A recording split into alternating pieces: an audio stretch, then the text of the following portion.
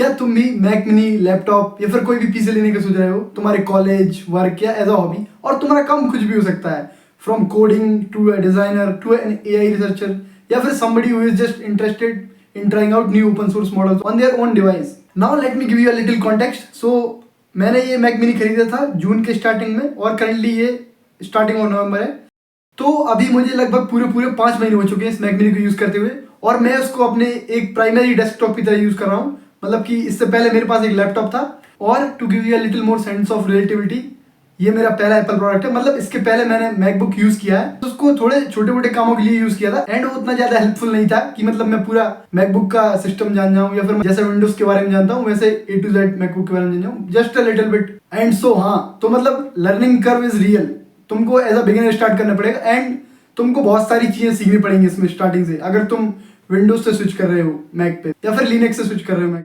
जब मैंने इसको इनिशियली ऑर्डर किया था तो उस टाइम पे इसको खरीदने का मेन रीजन था, मैं एक नया सेटअप बनाना चाहता था, क्योंकि मेरे पास एक पुराना लैपटॉप था, वो मतलब बहुत ज़्यादा हैंग करने लगा था। और दूसरा रीजन था to enter the Apple ecosystem, क्योंकि मैं iOS पे ऐप बिल्ड करना चाहता था एंड उसको iOS स्टोर पे पब्लिश करना चाहता था। एंड उसके लिए तुमको जरूरत पड़ती है एक्सकोड की, जो कि कंपाइलिंग सॉफ्टवेयर रहता है स्विफ्ट के लिए, जो कि एप्पल डिवाइसेस के लिए या फिर मतलब iOS, आईफोन किसी के लिए भी एक कॉमन लैंग्वेज है। तुम स्विफ्ट अगर जानते हो तो किसी भी डिवाइस पे बिल्ड कर सकते हो। एंड उसके लिए मुझे चाहिए था एक्सकोड, और वो सिर्फ मैकबुक या फिर मैक मिनी जैसे डिवाइसेस पे मिलता है। और I was looking for something जो कि डेस्क सेटअप के लिए ज़्यादा सूटेबल रहे और इतना ज़्यादा एक्सपेंसिव ना हो। तो इसके लिए I narrowed down to, you guessed it, Mac Mini M4 with 16 GB 256 GB variant. And here's how it has worked so far. And will it be suitable for your setup, your work? Is this something you should consider? Should you increase spec or just buy a MacBook? First things first, let's start with the power input for this. Power cable Apple packaging के अंदर ही आती है इसी के साथ, and this is the only thing which comes in the box other than Mac mini itself. And with this starts electricity problem. So what if power goes out? There's no electricity in the house. What will happen?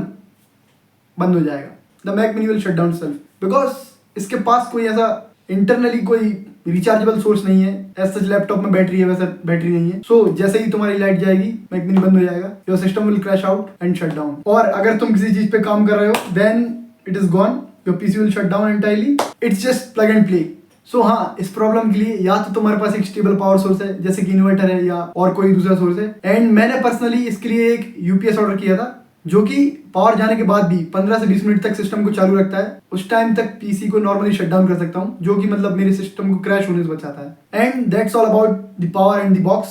Next one being the learning curve. So if you are someone who have already used a MacBook then it's a piece of cake for you, like it's a no brainer. But अगर तुम Windows से direct switch कर रहे हो then you will have to go through a steep learning curve. And let me give you a head start into this.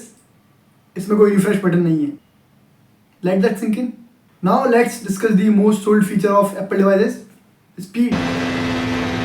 So कितना fast है, and इसके लिए मैं कहता बहुत फास्ट अगर मैं ये वीडियो 1 महीने के बाद बना रहा होता, बट अभी ऑलरेडी 5 महीने हो चुके हैं। I have a different answer to this. अब मैं कहूंगा कि it depends. This is the point where specs come into play. And now मैं स्पीड और स्टोरेज वाले सेक्शन को कंबाइन करने वाला हूं, क्योंकि मुझे लगता है अगर इन दोनों के बारे में एक दूसरे के रिस्पेक्ट से बात की जाए, इससे एक काफी बेटर और क्लियर एक्सप्लेनेशन रहेगा तुमको कि how the speed thing works in this. And वो तुमको एक बहुत बेटर एक्सप्लेनेशन देगा regarding what work you are going to use it for. First let's start with coding.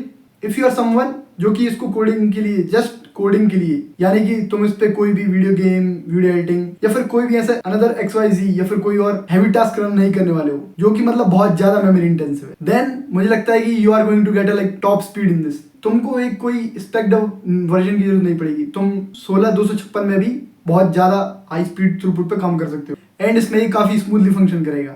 But अगर तुम एक्सकोड यूज कर रहे हो so that is a different software issue, क्योंकि it's a software, it crashes a lot. Now next is if you are someone who is a content creator and you want to do video editing, graphic design, motion design, then you are gonna get a good speed and a good suite of great tools which are free.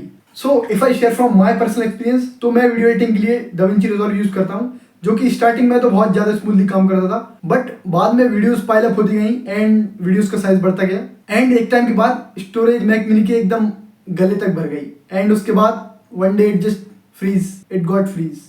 Even though मैंने files delete की, memory कम की, but उसके बाद भी the system got freeze basically. तो उसके बाद जस्ट क्लोज किया, रीस्टार्ट किया, then I had to get it to work again. So हाँ, इफ यू आर समवन जो कि वीडियो एडिटिंग करने की सोच रहा है, तो तुमको ये बात दिमाग में रखनी पड़ेगी कि 256 GB is like much less for a video editing system. तो तुमको या तो एक हाई स्पेक लेना पड़ेगा या फिर तुमको क्लाउड सब्सक्रिप्शन बाय करना पड़ेगा, क्योंकि 256 GB is like much laser, और मतलब बहुत जल्दी फिल हो जाएगा बेसिकली। तुम अगर डेली वीडियोस बनाते हो और एडिट करते हो या फिर लॉन्ग वीडियोस एडिट करते हो, most probably it will take a month और 1.5 मंथ और मेमोरी फुल हो जाएगी। लेकिन फॉर अदर क्रिएटिव वर्क्स जैसे कि ग्राफिक डिजाइन, तुम अभी भी 256 GB वाले स्पेक के साथ जा सकते हो अगर तुम वीडियो एडिटिंग नहीं कर रहे हो, you are just only focusing on graphic design, good to go. And another thing is कि अगर तुम्हारा फोन एंड्रॉइड है तो तुमको इसमें ट्रांसफर करने में बहुत डिफिकल्टी आएगी। मतलब अगर तुम कोई थर्ड पार्टी सॉफ्टवेयर यूज नहीं करोगे तो उसके अलावा तो it is like much difficult, क्योंकि मेरे पास करंटली एक केबल है, बट उस केबल से कनेक्ट करने के बाद उसमें बहुत सारी फाइलें दिखती ही नहीं है जो भी मेरे फोन में अवेलेबल है। सो करंटली मैं जस्ट क्लाउड के थ्रू ट्रांसफर करता हूँ फाइल, क्योंकि I have a good internet connection. So हाँ, अगर तुम्हारे पास एंड्रॉइड है सो या तो तुमको थर्ड पार्टी सॉफ्टवेयर डाउनलोड करना पड़ेगा या फिर तुमको एक बहुत अच्छा इंटरनेट कनेक्शन चाहिए, क्योंकि all I do currently is कि मैं फाइल्स अपलोड करता हूँ, इस पर डाउनलोड करता हूँ, वीडियो एडिट करता हूँ, एंड देन उस पूरी डाउनलोड की हुई प्रोजेक्ट को डिलीट करता हूँ ताकि स्पेस बन जाए अगले प्रोजेक्ट के लिए। तो हाँ, you should keep that in mind अगर तुम्हारे पास एंड्रॉइड है तो। लेकिन अगर तुम्हारे पास आईफोन है सो देन एयर ड्रॉप है भाई, it's just like works out of the box.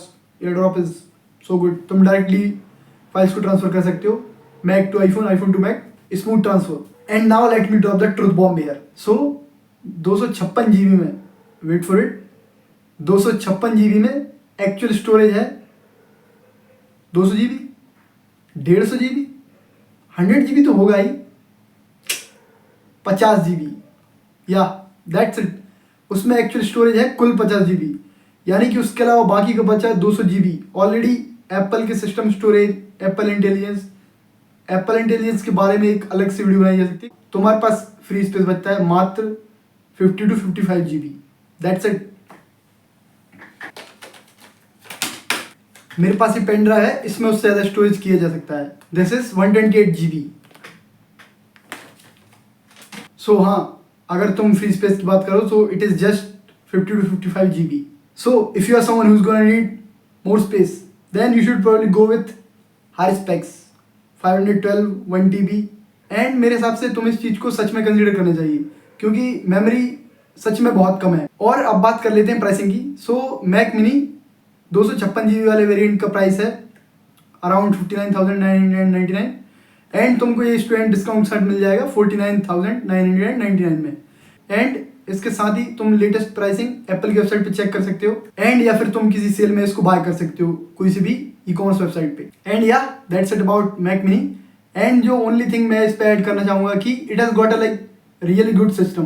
तुम जिस भी चीज़ पे काम कर रहे हो उसको याद रखता है, from the last thing what were you doing, तुम शट डाउन करते हो उसके बाद भी एकदम सारी चीज़ें स्मूथ रहती हैं, कोई एकदम गायब नहीं हो जाता। तुम बंद करते हो चालू करोगे तो system is like much more reliable, चीज़ें जहाँ पे तुमने छोड़ी थी वहीं की वहीं रहती हैं। एंड उसका एक बड़ा रीज़न है क्योंकि ये बहुत ज़्यादा कैश क्रिएट करता है, and you guessed it right, उससे स्पेस भी बढ़ जाता है। सो सिस्टम स्टोरेज बहुत ज़्यादा इंक्रीज हो जाता है उससे।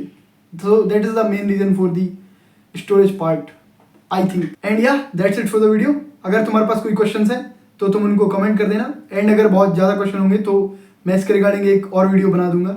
एंड अगर वीडियो तुमको इंटरेस्टिंग लगा तो वीडियो को लाइक कर दो एंड चैनल को सब्सक्राइब कर देना। That's it for today, bye, see you.